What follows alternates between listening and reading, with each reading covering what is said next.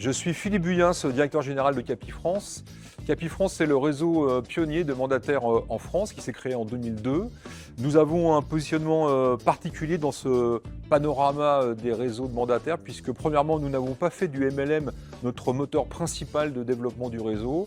Et deuxièmement, nous avons une approche globale de ce métier, c'est-à-dire que nous souhaitons chez Capifrance pouvoir proposer tous les métiers d'immobilier avec des spécialistes dans l'ancien, dans le neuf, en commerce d'entreprise, en viager et dans le luxe et prestige. Et nous avons un peu plus de 2700 conseillers en France métropolitaine et dans les départements d'outre-mer.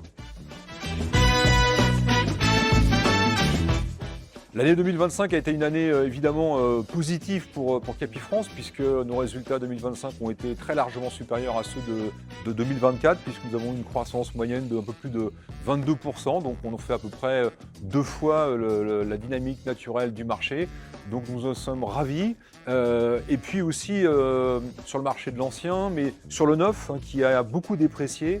Et dans ce marché qui a beaucoup déprécié, Capifrance a maintenu un niveau de transaction très élevé et ça, nous en sommes très fiers. Si l'année 2025 a été meilleure que 2024, c'est principalement parce que les taux d'intérêt se sont maintenus à un niveau de 3, voire 3,3%. Donc ça a redonné du pouvoir d'achat immobilier aux Français parce qu'en 12-18 mois, ils ont regagné 1 point et 1 point sur des emprunts long terme, ça fait quand même un capital emprunté plus important.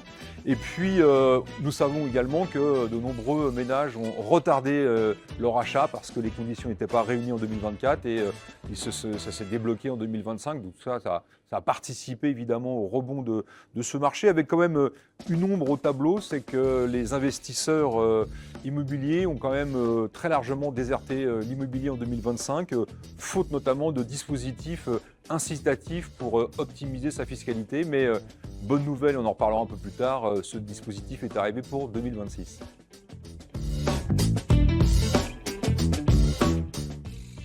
Concernant l'année 2026, normalement les indicateurs de début d'année laissaient penser que ce marché serait en légère croissance. Nous tablons sur plus 5%, mais l'actualité géopolitique nous amène à reconsidérer peut-être cette augmentation du nombre de transactions parce qu'il ne faudrait pas que ces événements aient des conséquences sur l'économie notamment européenne et notamment sur les taux d'intérêt parce que là on reviendrait un peu en arrière et la moindre augmentation des taux d'intérêt impacte immédiatement le pouvoir d'achat des Français. Donc pour l'instant, les Français sont assez fatalistes parce qu'ils ont traversé quand même déjà des turbulences au niveau politique en France depuis 24 mois. Donc je crois qu'ils se sont fait à cette idée que le monde est un peu instable et que pour autant, eh bien, ça ne doit pas nous empêcher d'avoir des projets de vie. Donc le moral des Français, même s'il est un peu impacté, est quand même, je pense, solide. Deuxièmement, nous avons enfin un dispositif très intéressant, le dispositif Jeanbrun, pour relancer l'investissement dans le neuf auprès des investisseurs privés. Donc ça, c'est une bonne nouvelle et ça devrait relancer le marché sur le neuf que nous attendons depuis un petit moment. Et puis enfin, dans ce marché 2026, Capifrance envisage une croissance d'au moins 15%.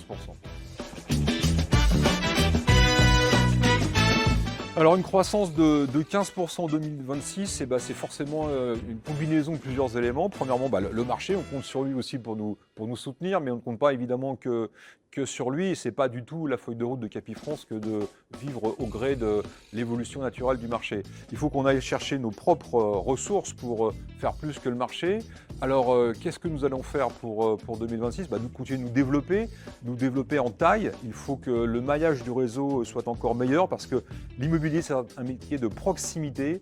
Donc, on sait qu'un conseiller efficace, c'est quelqu'un qui rayonne dans un périmètre qui n'est pas trop important dans l'espace, pour qu'il soit un vrai spécialiste de son environnement, qu'il connaisse parfaitement les prix moyens, les infrastructures, voilà. Donc il faut de la proximité et pour ça, il faut un bon maillage. Notre plan de développement est très simple, nous c'est un conseiller pour une zone de 10 000 habitants.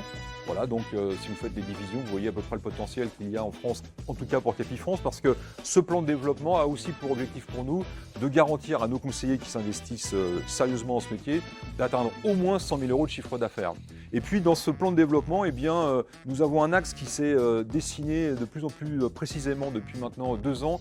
C'est l'axe vers les professionnels de l'immobilier. Nous avons été beaucoup plus sollicités depuis 2023 et on peut le comprendre parce que le marché est compliqué. compliqué, dans un marché compliqué, eh bien, on essaie de revoir sa stratégie commerciale et beaucoup d'acteurs de l'immobilier, notamment venant d'agences immobilières, eh bien, se sont tournés vers des réseaux mandataires et notamment vers Capifrance pour repenser leur façon de faire ce métier. Et nous avons l'année dernière doublé notre nombre de recrutements avec des professionnels et c'est encore l'objectif en 2026. Alors sur ce marché 2026, comment bien accompagner nos conseillers pour se démarquer? Alors là aussi plusieurs éléments.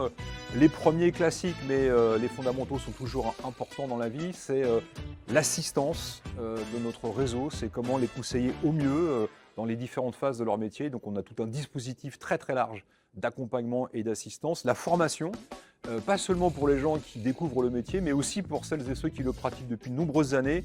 Il faut toujours se remettre en question, les choses évoluent, les clients évoluent, les mentalités évoluent, les outils évoluent, la législation évolue, donc il faut se remettre en question, se rechallenger. Et on a tout un plan, tout un parcours de formation qui est adapté à tous ces publics, du débutant jusqu'au très confirmé.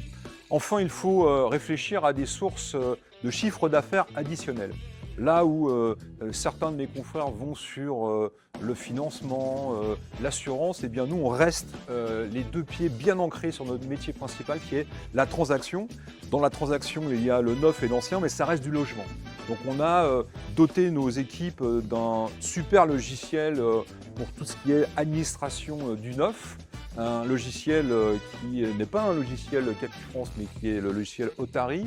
Et tous nos conseillers ont accès à 50 000 lots, donc ça augmente le champ des possibles, les propres mandats que nous prenons plus tous ces lots dans le neuf. Et puis dans ces lots dans le neuf, il y a des lots qui vont être livrés dans quelques mois, donc on peut proposer comme de l'ancien. Et souvent dans notre activité, les gens ne pensent pas à proposer du neuf à des gens qui cherchent de l'ancien. Et bien avec Capifrance, c'est possible et donc ça augmente le potentiel de succès.